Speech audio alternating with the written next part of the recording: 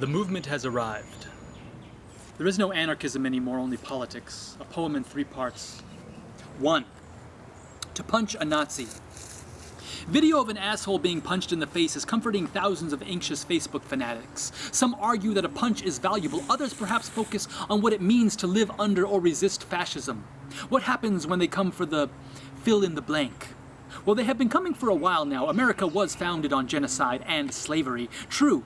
The Nazis killed 6 million Jews. True, too, Americans killed 100 million indigenous people and put 100 million more Africans in chains. What does it mean, then, to identify as a Nazi in a settler colonial state? What does it mean to identify as an American with all the bombs and coups and neoliberal trade? If your plan is to punch punks in the face, you might want to keep some ice handy for that hand. There will be a lot of punching going on, and likely little to show for it. For a fascist already sits in the White House. Policy of oppression drips from his pen, what spews from his mouth. Behind him stands a cadre of felons, Republican, Klansmen in neckties, not hoods. White supremacy is foreign and domestic policy. Administration officials bandy about private email servers, personal cell phones. They vote in multiple states. They openly break every condition they wedged against the previous president. It was never about values. Truth is only measured by power to these men. Much more alarming is that suddenly the New York Times is publishing stories about anarchists being unnecessarily violent next to stories about our fascist government compiling names of public enemies. Trust neither, nor people who wear masks.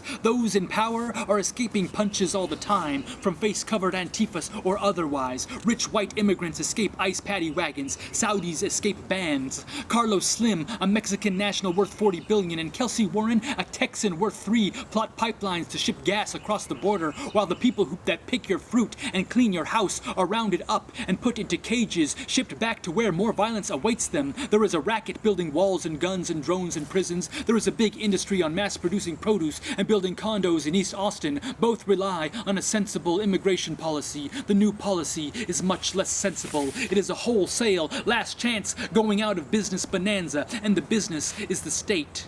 So too, the shipping of tar sands and liquefied natural gas, the fracking explosion, and pipelines all signal the elites trying to get as much as they can, as fast as they can, because this is not going to last forever. As for Donald Trump, the Republicans will remove him within a year so that Pence can emerge a savior. It is a ruse we will not fall for. To trust any of them would be as foolish as to trust the Democrat Party, already dead in the water, while stooges throw rafts in after them. This is what war looks like now. Politics in another form.